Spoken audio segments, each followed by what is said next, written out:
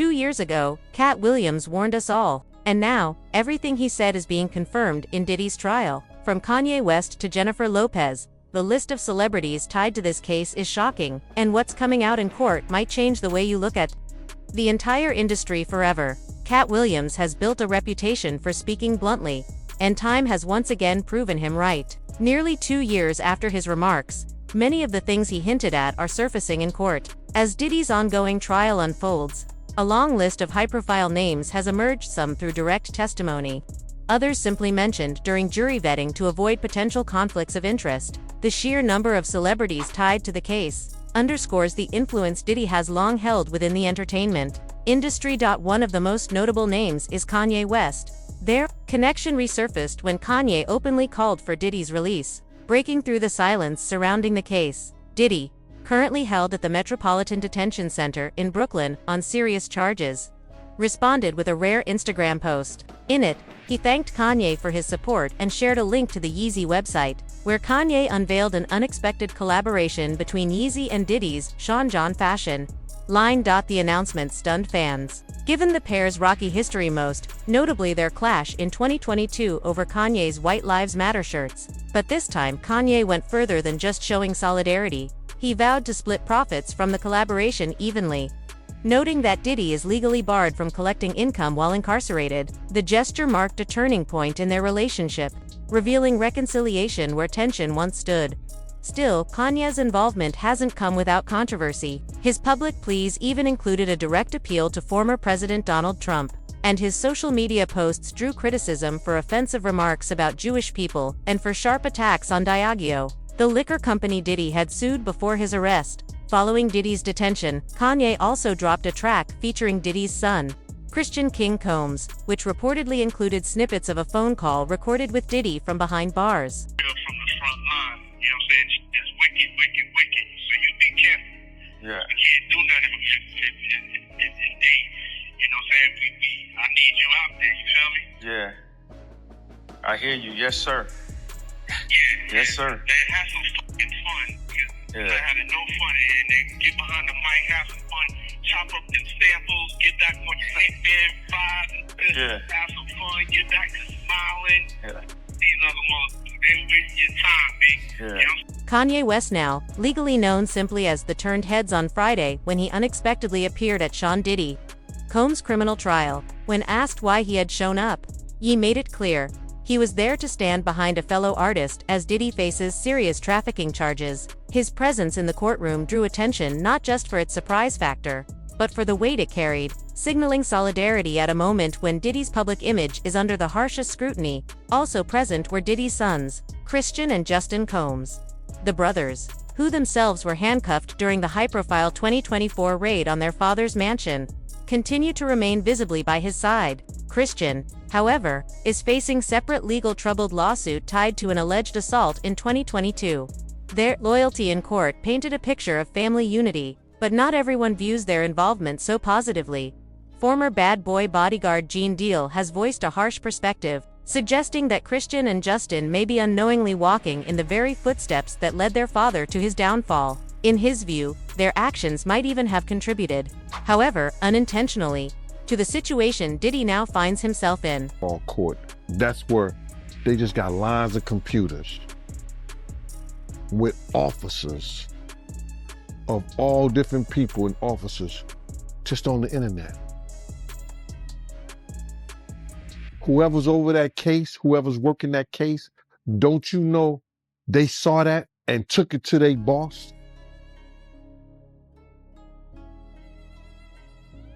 You might think it's petty, but it's not. You do not agitate a lion with a pork chop. And that's what that kid did, bro. Some people feel like, Diddy, he played a part in that video coming out too. Him getting spotted with Stevie J, smiling at the camera. A lot of people blame him too. But bro, what did I tell you? He's such a narcissist that he has to be in the public. Listen to me. They just caught him on TMZ today or yesterday or something like that walking. Respect for that, man. But what you think about the diss record that King Combs came out with, where he was coming at 50 and coming at everybody, coming at his dad? Like, how you feel about that record?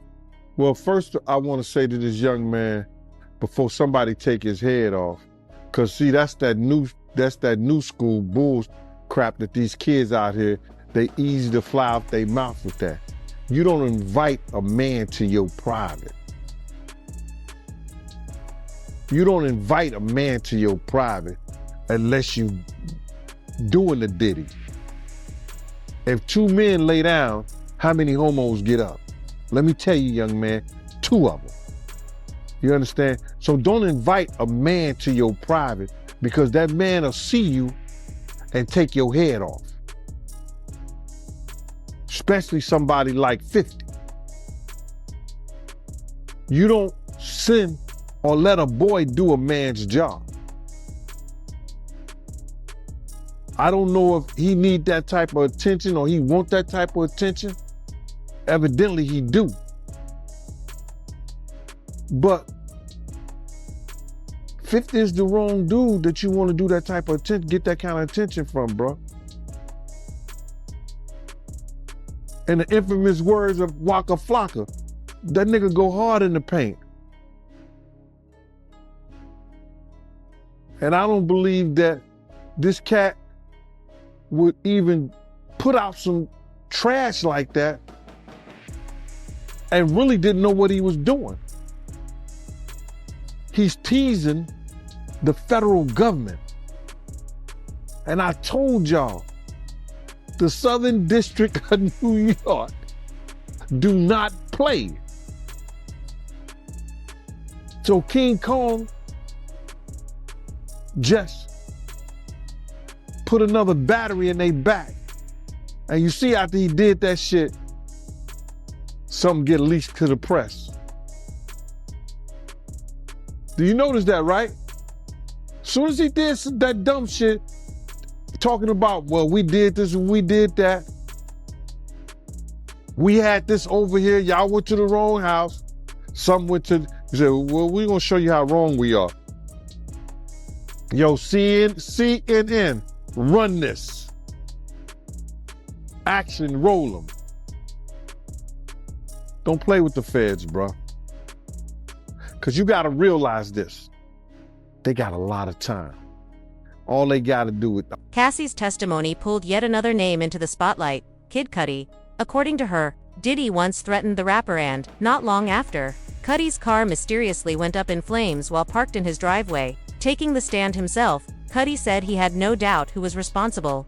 In court, the rapper-born Scott Mescudi recounted events from 2011 and 2012, when he was briefly involved with Cassie Ventura. That relationship, he testified, appeared to draw Diddy's ire. Cudi claimed that not only did Diddy threaten him directly, but also that he believed Combs actually broke into his home. A few months later, Cudi's Porsche was damaged by what he described as a Molotov cocktail attack. He told jurors he even reached out to Diddy afterward, recalling the image of him standing with his hands behind his back, like a Marvel supervillain. Another familiar voice weighing in on Diddy's character is Aubrey O'Day, formerly of the group Danity Kane. O'Day has been outspoken for years about her time under Diddy's management, describing him as soulless and claiming that her experiences with him profoundly altered the course of her life. Do you fear at all for your safety or what life looks like if he is back out in the world? I fear for the messaging that we're going to be giving any newcomers in the industry. And by the way, entertainment is the one that's glamorized and that stands out the most, let's say. Yeah. She's the it girl. Politics is a little bit over to standing right on our neck. But we're representational of everybody. The people you see on TV you can like or not like, you probably have your favorites. I definitely should be one of your favorites, hopefully. But I probably mirror back to you when you watch me things that you really resonate and feel in your everyday life as well. Yeah. You know, we're all just people experiencing things at the end of the day. So, you know, I would be very scared as to what type of messaging this would give people about relationships and behaviors and what you can get away with when you're powerful and, you know, I'm sure this gave a lot of people that maybe are unstable new ideas for sexual behaviors. I'm really wanting to make sure that everybody is highly aware of how vast and wide the response of this jury is going to read for everyone. You might think you're detached from it and that you're watching an entertainment show of those entertainment people that have nothing to do with you in your everyday, but you'll be surprised. Kim Porter, Diddy's former partner and the mother of 3 of his children, also surfaced during courtroom discussions, particularly in questions about the timeline of his relationship with Cassie. Porter passed away in November 2018 at just 47 years old, a loss that continues to cast a long shadow over Diddy's story. The Los Angeles County Medical Examiner determined her death was caused by lobar pneumonia, a severe lung infection, and officially ruled it the result of natural causes. Reports at the time noted that Porter had been struggling with flu-like symptoms in the days leading up to her passing. Still, even with a clear medical explanation, her death sparked waves of speculation. Online, theories quickly spread, suggesting her passing may not have been as simple as it appeared. For many, the mysterious circumstances surrounding her death have ensured that Kim Porter remains a central figure in conversations about Diddy's life and legacy. Opening of the passing of Kim Porter and getting the book out so people can hear from Kim in her own words. Everything she was tricked into doing, everything she was forced into doing, everything she had to hide that was happening around her, and the moment when she decided, I'm going to do something about it. I'm going to stop this freak, and I'm not going to let him hurt another woman. I think for me, the reopening of her cause of death and that autopsy would be like one of the greatest testimonies for any of the Diddy victims. There are so many Diddy victims and they don't know, but they need to know. They need to read that book. They need to see what she sacrificed for her children. Everyone needs to know Kim Porter's actual story. She was a really remarkable woman in so many different... Speculation around Kim Porter's passing only deepened when singer Al B. Sure, her former partner and the father of her eldest son, Quincy, stepped forward with stunning allegations. In interviews and social media posts, Al B. Sure claimed that Porter had expressed genuine fear for her safety in the period leading up to her untimely death. He suggested that she felt watched, uneasy, and perhaps even trapped by circumstances she couldn't fully control. For those already suspicious about the official ruling of natural causes, his words carried heavy weight. One of his most striking revelations was the suggestion that Porter may have left behind diaries, journals, or personal writings documents that could offer a window into her mindset in her final months. Al B. Sure implied that these records, if they exist, might contain crucial details about the pressure she felt, the fears she voiced, or the relationships she was navigating at the time. That claim alone sparked widespread speculation. If such journals ever came to light, they could potentially reshape how the public understands not only her death but also her connection to Diddy and the world that surrounded him. But it was Al B. Sure's blunt assertion that Porter's passing was not natural at all, but rather a tragic murder that truly ignited conspiracy theories across the internet. The phrase reverberated through blogs, forums, and social media threads, with thousands of people revisiting details of Porter's final days. Many pointed out that she had been described as battling flu-like symptoms before succumbing to lobar pneumonia, a condition that can indeed progress quickly but also raises questions when it strikes someone seemingly healthy and still relatively young. Online communities began drawing parallels to other sudden celebrity deaths, fueling comparisons, theories, and speculation that Porter's case might be part of a larger pattern. Some theorists argued that the official narrative was too convenient, while others pointed to inconsistencies in the timeline of her final days. Amateur sleuths dissected coroner reports, cross-referenced public statements, and scrutinized Diddy's behavior both before and after her passing, searching for any sign that might support Al B. Sure's bold claims. Critics of Al B. Sure, however, were quick to push back. They argued that his statements were emotionally charged and perhaps influenced by grief or unresolved tension in his relationship with both Porter and Diddy. Some suggested that pointing to murder without presenting hard evidence risked unfairly exploiting her memory or fueling damaging rumors. Still, others countered that grief can also produce truth-telling, that in moments of loss, people are sometimes compelled to reveal secrets they had long kept private. Adding to the intrigue is the fact that Kim Porter was not just a celebrity ex-partner. She was deeply woven into Diddy's life, raising 3 of his children and maintaining a public relationship with him for over a decade. The closeness of that bond, coupled with the suddenness of her death, made it difficult for many to accept the explanation of natural causes at face value. In communities where Diddy's reputation has already been under scrutiny, Porter's death became another piece of a larger puzzle, one that, to some, paints a picture of power, control, and silence. I'll be sure, words continue to echo because they tap into a broader cultural skepticism. The idea that wealth and fame can shield people from accountability. When he called her death a tragic murder, he wasn't just making a personal statement, he was feeding into a narrative many already suspected. That narrative insists that there are truths about the entertainment industry, and about Diddy in particular, that remain hidden from public view. What remains undeniable is that Kim Porter's passing left an indelible mark. Officially, the medical examiner ruled her death natural, attributing it to pneumonia. Yet unofficially, her story lives on in whispers, theories, and claims that refuse to fade. Be sure's allegations transformed those whispers into a roar, ensuring that questions around Porter's death will remain part of the ongoing scrutiny surrounding Diddy and those closest to him. Whether the truth ever fully emerges is uncertain, but for many, the doubts he raised have already changed how her life and her death are remembered. Even investigated. And it should have been a proper investigation so all the family members can feel like that there was no foul play in her death. How is it that you know how we are as a people? I don't believe that 10% of your viewers that's watching this don't keep their phone when they go to sleep in arm reach. How is it that there was no electronic products or gadgets around Kim's bed? Her laptop missing, her cell phone's missing. Everything is missing that she could get in touch with her little girls if they not at home or her friends or family. All that's missing. How is it that, and this is her say,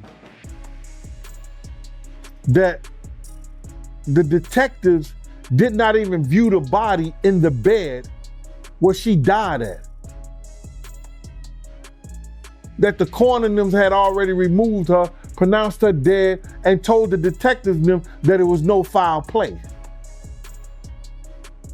And if that is true, as I've heard it, and we've read certain things on the internet about it, that case needs to be reopened. We know that Kim, and it's in the this is in the documentation. Shout out to Paperwork, at the Paperwork part. I gotta shout him out, man, because he looked in the paperwork and it said Kim received a massage for about an hour when she's supposed to have full-blown pneumonia. Who gives somebody a massage when they got pneumonia? The cloud of speculation around Kim Porter's death grew even darker with the release of a mysterious book titled Kim's Lost Words, A Journey for Justice, From the Other Side. Published under a pseudonym, the book claimed to draw from Porter's private journals, painting a picture of mistreatment and fear in the days before her passing. Its dramatic claims quickly drew media attention, but those closest to Porter, including her own family, were quick to denounce it as a fabrication designed to exploit her memory. Diddy's legal team echoed that stance, condemning the memoir as nothing more than a shameless money grab. Yet not everyone dismissed it so easily. Singer Jaguar Wright took the controversy a step further, speculating that Diddy himself may have orchestrated the book's release for reasons she described as calculated and sinister. Be paranoid right before Kim passed away. And when he found out that her and Cassie were still secretly talking and meeting, it became a very explosive situation for everyone who knew about it. I hate the fact that she felt so terrified to tell the truth about the man that she had 3 biological children of, that she felt the need to have to be as covert as she was. But I'm grateful that Kim got her truth to people that she trusted. Problem is she didn't know who she could trust and couldn't trust. I have no doubt in my mind that pieces of that memoir have been acquired by the home team, and that bad actors were incorporated so that they could put just enough spin to create reasonable doubt in the jury pool. It's a smart play, because there is no way that these 2 people who really had absolutely nothing to do with anyone involved got this much information directly from Kim Porter. It didn't happen. I'm telling you that now. And every person that they have these salacious stories built around are people that Diddy all has issues with. It lined up too good in his favor when you really think about it. And if I were him and I had a team of PR agents, the first thing that I would have done is let's get our hands on a piece of the book, get as much as we can. We'll take as much trash as we can, throw it around it, and put it out there. Usher's name also surfaced during the trial, a reminder of his long-standing connection to Diddy. As one of Diddy's earliest protégés, Usher entered the music industry at a remarkably young age. Signed to Loftus and Arista Records by L.A. Reid, he moved to New York City at just 13 years old and lived with Diddy while receiving tutoring on the side. Looking back, Usher has often credited that time as a formative experience. He's described it as an education not only in music but in entrepreneurship, saying he picked up lessons about creativity, ambition, and execution that shaped his career. Yet, those years have also been a point of unease. In a revealing interview with Howard Stern years ago, Usher was asked about that chapter of his life. While he acknowledged the professional benefits, he made it clear he would never send a child of his own to what he jokingly but pointedly called Diddy's flavor camp, a reference that hinted at troubling experiences behind the scenes. Trying to get to Bieber for a minute, and his management was backing him off. But it wasn't until Usher took over management and had guardianship and gave temporary guardianship to the diddler for 48 hours. Think about that. He had already been to the hospital. That situation that Gene was talking about. And you still took Bieber there, but you got custody of him first. Diddy had already tried. They wouldn't let him. Actually, someone made reference to the fact that Diddy trying to get at Bieber the way he was trying to get at Bieber was looking a little predatory. And then Usher came in and discovered it and managed him and got custody of him and promised to look after him. And then he sent him to the diddler. Does that sound like a good guy? It's horrible. Does that sound like a good guy? Now that we know what Diddy's really like. They're not seeing what the intentions was in his heart when he took Justin Bieber there. Oh. Let's be honest. He took Justin Bieber there.